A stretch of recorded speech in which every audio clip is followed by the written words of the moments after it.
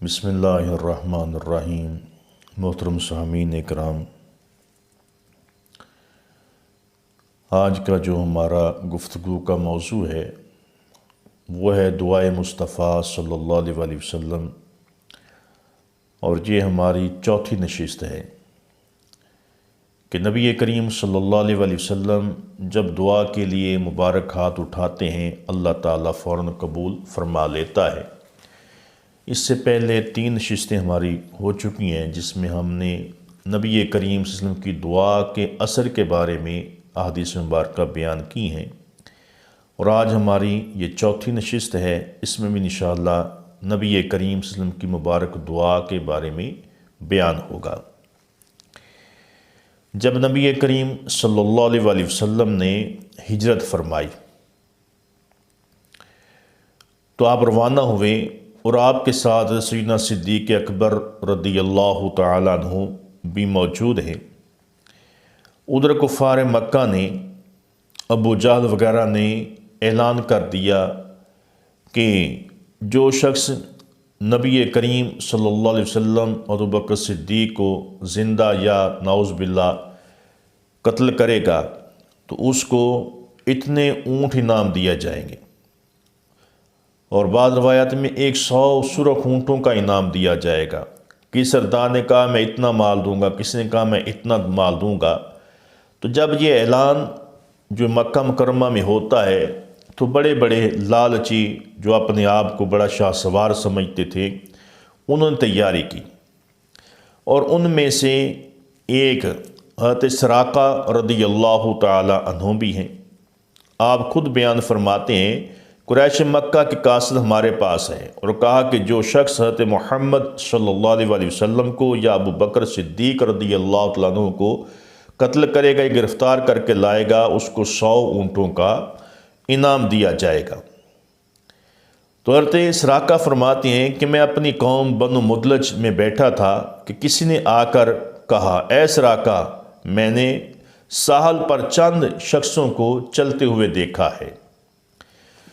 تو حضرت سراقہ بیان کرتے ہیں کہ جب میں نے یہ بات سنی تو میرے خیال میں وہ حضرت محمد صلی اللہ علیہ وسلم اور ان کے ساتھی ہیں، میں سمجھ گیا کہ وہی ہیں، مگر میں نے یہ کہہ دیا کہ وہ نہیں ہیں بلکہ تو نے فلاں فلاں کو دیکھا ہوگا جو ہمارے سامنے سے گئے ہیں۔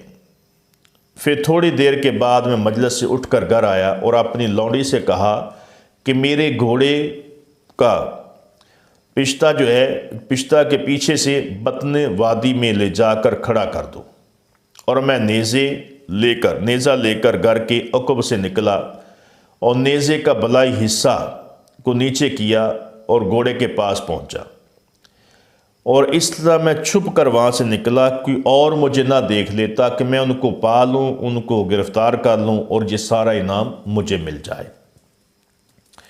آپ گھوڑے پر سوار ہوئے تو گھوڑے کو دوڑایا یہاں تک کہ میں ان کے پیچھے پہنچ گیا۔ تو آگے حضرت سیدنا صدیق اکبر رضی اللہ تعالیٰ عنہ بیان کرتے ہیں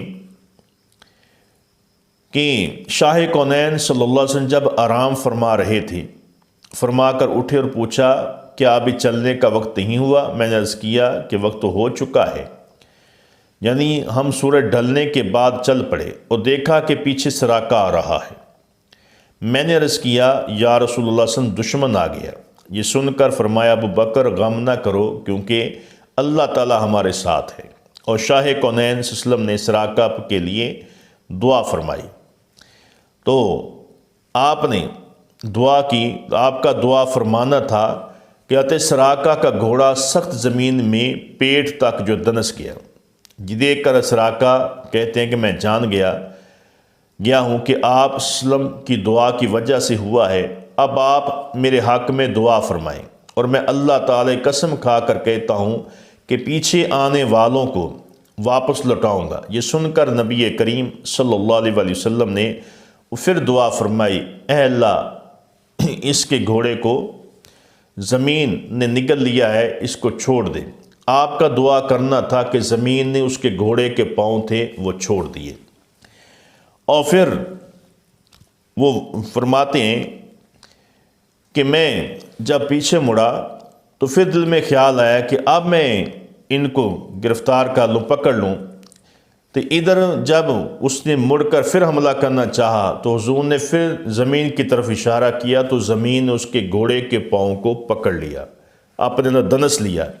تو حضرت سراقہ فرماتے ہیں کہ پھر میں نے یقین کر لیا کہ یہ واقعی اللہ تعالیٰ کے نبی ہیں، تو میں نے آپ سے معافی مانگی، عرض کیا حضور مجھے معاف کر دیں اور دعا کریں کہ زمین میرے گھوڑے کو چھوڑ دے تو میں آپ پر ایمان لے کر آتا ہوں۔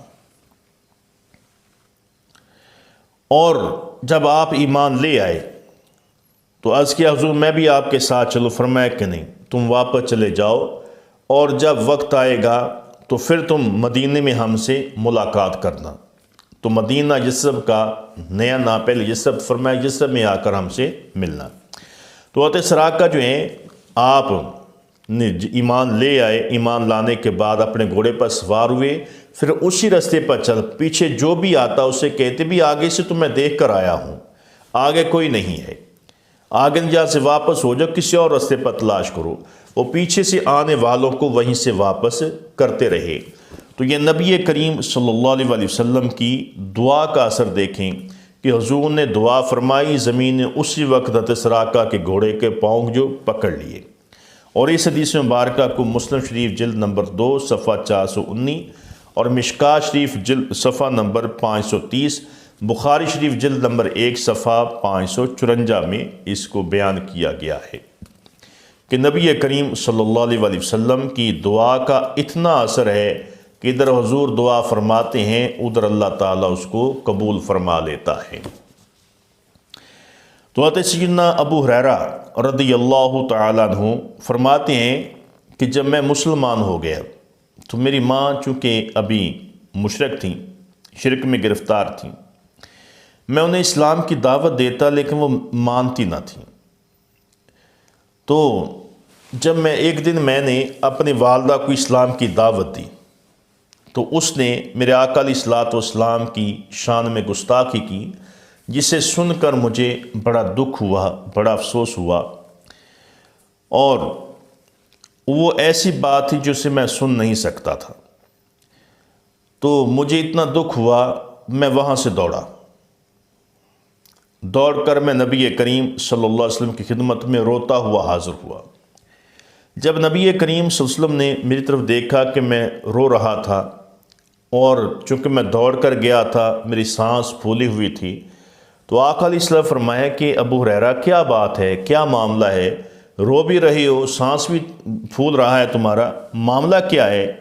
میں نے عرض کیا یا رسول اللہ صلی اللہ علیہ وسلم میری والدہ کے لیے ہدایت کی دعا فرما دیں، میں چاہتا ہوں کہ میری ماں بھی اسلام میں داخل ہو جائے، مسلمان ہو جائے، کہ مجھے اپنی ماں سے بڑی محبت ہے، میری ماں کو مجھ سے محبت ہے، لیکن میں تو مسلمان ہو چکا ہوں، میں نے اپنی ماں کو کئی مرتبہ دعوت دی ہے کہ اسلام قبول کر لو، اسلام میں آ جاؤ، لیکن وہ اسلام قبول نہیں کرتی۔ تو نبی کریم صلی اللہ علیہ وسلم نے جب یہ بات سنی تو فرمایا کہ ابو ہریرہ یہ بات ہے؟ عرض کیا حضور یہی بات ہے، اسی وجہ سے میں دن رات پریشان رہتا ہوں۔ تو نبی کریم صلی اللہ علیہ وسلم نے اپنے مبارک ہاتھ اٹھائے اور دعا فرمائی، اللہم اہد ابی ہریرہ، یا اللہ ابو ہریرہ کی ماں کو ہدایت عطا فرما دے۔ یہ دعا سن کر مجھے اتنی خوشی ہوئی کہ خوشی میں نے وہاں سے واپس دوڑ لگا دی اپنے گھر کی طرف، واپس وہیں سے دوڑا، اور میں دوڑا ہوا جا رہا تھا۔ تو جب میں اپنے گھر کے دروازے پر پہنچا تو دروازہ اندر سے بند تھا، کنڈی لگی ہوئی تھی۔ تو میں نے جب دروازے پر دستک دی تو میری والدہ نے پوچھا کون ہے؟ تو میں نے کہا کہ میں ابو ہریرہ ہوں۔ تو ماں کہنے لگی کہ اے ابو ہریرہ ٹھہر جا۔ جب میں ٹھہرا ہوا تھا تو میں نے پانی کی چلبلاہٹ سنی، پانی کے بہنے کی آواز سنی۔ تو فرماتے کہ میری والدہ اس وقت غسل کر رہی تھی۔ جب انہوں نے غسل کر لیا تو کپڑے پہنے، دوپٹہ نہ اوڑھ سکے، بلکہ جلدی سے دروازہ کھول کر کہا اے ابو ہریرہ گواہ ہو جا، اشہد اللہ الہ الا اللہ واشہد ان محمدً عبدہ ورسولہ۔ یہ سن کر میں واپس خوشی سے روتا ہوا دوڑتا ہوا پھر نبی کریم صلی اللہ علیہ وسلم کی بارگاہ میں حاضر ہوا، اور میں نے آقا علیہ الصلوۃ والسلام کی بارگاہ میں سارا معاملہ جو پیش کیا کہ یا رسول اللہ، آپ کی دعا کی برکت سے میری ماں اسلام میں داخل ہو چکی ہے، اس نے اسلام قبول کر لیا ہے۔ تو حضرت ابو ہریرہ فرماتے ہیں کہ نبی کریم صلی اللہ علیہ وسلم نے جب یہ سنا تو اللہ تعالیٰ کی حمد فرمائی اور فرمایا کہ ابو ہریرہ اب تم راضی ہو۔ تو اس حدیث مبارکہ کو مشکوٰۃ شریف صفحہ 535، مسلم شریف جلد نمبر 2 صفحہ 301 پر بیان کیا گیا ہے۔ تو یہ نبی کریم صلی اللہ علیہ وسلم کی دعا کا اثر ہے۔ حضور جس کے لیے دعا فرماتے ہیں اللہ تعالیٰ فوراً اس کو قبول فرما لیتا ہے۔ تو حضرت سیدنا ابن عباس رضی اللہ تعالیٰ عنہ فرماتے ہیں کہ ایک شخص جس کا نام زماد تھا، وہ بڑی بڑی بیماریوں میں دم کیا کرتا تھا، مثلاً جنون، سحر، سیب، جنات وغیرہ۔ وہ مکہ مکرمہ میں آیا اور وہ قبیلہ ازدشنو کا ایک فرد تھا۔ تو جب اس نے مکہ مکرمہ کے بیوقوف قریش مکہ سے سنا، وہ کہتے محمد صلی اللہ علیہ وسلم نعوذ باللہ وہ دیوانے ہو گئے ہیں، تو زماد بولا کہ میں اسے دیکھوں اور دم کروں، شاید اللہ تعالیٰ میرے ہاتھ سے اسے شفا دے دے۔ تو حضرت سیدنا ابن عباس رضی اللہ تعالیٰ نے فرمایا پھر وہ اللہ تعالیٰ کے سچے رسول حضرت محمد مصطفیٰ صلی اللہ علیہ وسلم سے ملا، اور زماد نے کہا کہ اے محمد صلی اللہ علیہ وسلم، میں جن، اسیب وغیرہ کے دفیہ کے لیے دم کیا کرتا ہوں، تو کیا آپ مجھ سے دم کرانا پسند کریں گے؟ تو یہ سن کر شاہ کونین صلی اللہ علیہ وسلم کی زبان مبارک پر یہ دعائیہ کلمات جاری ہو گئے، الحمدللہ نحمدہ ونستعینہ ومن یہدہ اللہ فلا مضل لہ ومن یضللہ فلا ہادی لہ واشہد ان لا الہ الا اللہ واشہد ان محمدً عبدہ ورسولہ۔ اما بعد، جب زماد نے اتنے کلمات سنے تو وہ حیران ہو گیا اور کہنے لگا کہ اے محمد صلی اللہ علیہ وسلم، ایک بار پھر یہ کلمات مجھے آپ سنائیے۔ نبی کریم صلی اللہ علیہ وسلم نے پھر یہی کلمات ادا فرمائے۔ اس نے پھر عرض کیا کہ اے محمد صلی اللہ علیہ وسلم، مجھے ایک مرتبہ پھر سنائیے۔ آپ نے پھر اس کو یہی کلمات سنائے۔ تو تیسری مرتبہ سن کر زماد بولا میں نے کاہنوں کا کلام سنا ہے، جادوگروں کا کلام سنا ہے، میں نے شاعروں کا کلام سنا ہے، لیکن میں نے آج تک اس کلام جیسا کوئی کلام نہیں سنا۔ اس کلام کی فصاحت و بلاغت تو سمندر کی تہہ تک پہنچی ہوئی ہے۔ یا رسول اللہ صلی اللہ علیہ وسلم، اپنا دست مبارک آگے بڑھائیے اور تاکہ میں آپ کے ہاتھ پر اسلام قبول کر سکوں۔ تو وہ زماد جو نبی کریم صلی اللہ علیہ وسلم کو دم کرنے آیا تھا کہ آپ نعوذ باللہ اگر آپ کو اسیب ہے یا کوئی سحر ہے، جادو ہے، تو میں دم کر کے آپ کا علاج کروں، وہ خود نبی کریم صلی اللہ علیہ وسلم کی بارگاہ میں اسلام قبول کر کے حضور کے غلاموں میں شامل ہو جاتا ہے۔ تو اس حدیث مبارکہ کو مسلم شریف جلد نمبر 1 صفحہ 285، مشکوٰۃ شریف جلد صفحہ 525، خصائص کبریٰ جلد نمبر 1 صفحہ 134 پر بیان کیا گیا ہے۔ تو اسی طرح تبوک کی جنگ جو نہایت ہی کٹھن تھی اور دور دراز علاقہ، گرمی کی شدت، مہینے بھر کا رستہ تھا، سفر بھی دور کا تھا، غذائی قلت، یہ سب عوارضات جو تھے وہ عشاقان مصطفیٰ صلی اللہ علیہ وسلم کسی بھی رکاوٹ کی پرواہ کیے بغیر آگے بڑھتے گئے کہ اتنا لمبا سفر ہے، کھانا بھی کم ہے، تعداد بھی اتنی زیادہ نہیں ہے، پھر موسم بھی گرمی کا ہے، صحابہ اکرام جہاد کے جذبے سے سرشار ہیں، نبی کریم کی محبت میں ایسے دیوانے وار پھر رہے ہیں کہ حضور کے ساتھ ساتھ چل رہے ہیں۔ اور جب جنگ کے موقع پر شروع ہوئی اور توشہ جو ہے وہ کھانا جو ہے وہ ختم ہو گیا، توشہ دان خالی ہو گئے، کھانے کوئی چیز میسر نہیں، تو صحابہ اکرام نے باہم مشورہ کیا کہ نبی کریم صلی اللہ علیہ وسلم کی بارگاہ میں درخواست پیش کر کے اگر اجازت ہو تو اونٹ ذبح کر کے کھا لیے جائیں۔ اجازت ہو گئی۔ صحابہ اکرام نے چھریاں نکال کر اونٹ ذبح کرنے کی تیاریاں کر رہے تھے کہ حضرت سیدنا فاروق اعظم رضی اللہ تعالیٰ نے دیکھ لیا، پوچھا کیا کر رہے ہو؟ تو صحابہ اکرام سارا ماجرا بیان کیا، فرمایا ٹھہرو، رک جاؤ، ابھی اونٹ کو ذبح نہ کرنا۔ اور نبی کریم صلی اللہ علیہ وسلم کی بارگاہ میں حاضر ہوئے، عرض کی یا رسول اللہ، یوں سواریاں تو ختم ہو جائیں گی، اگر ہم اونٹوں کو اسی طرح ذبح کرتے رہے تو پھر سفر کے لیے مشکلات ہوں گی، سواریاں ختم ہو جائیں گی۔ تو آپ حکم فرمائیں کہ جو کچھ کسی کے پاس کھانے کی چیز ہے وہ حاضر کرے، اور آپ اس کے لیے اس میں برکت کی دعا فرما دیں۔ یا رسول اللہ آپ دعا فرمائیں گے، اللہ تعالیٰ اس میں برکت ڈال دے گا اور ہمارے جانور بھی محفوظ ہو جائیں گے، ہم سواریاں بھی کر سکیں گے۔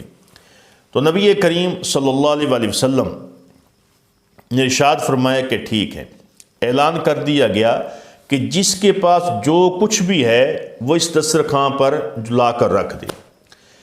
تو صحابہ کرام فرماتے ہیں کہ جب اس فرمان پر ہم نے اپنے توشہ دان دیکھے، کئی توشہ دان خالی تھے، کچھ بھی نہیں تھا، کوئی ایک مٹھی جو لے کر آ رہا ہے، کوئی ایک مٹھی گندم لے کر آ رہا ہے، کوئی ایک مٹھی جو ہے وہ کھجورے لے کر آ رہا ہے، کوئی روٹی کے بچے ہوئے ٹکڑے وہ لے کر آ رہا ہے۔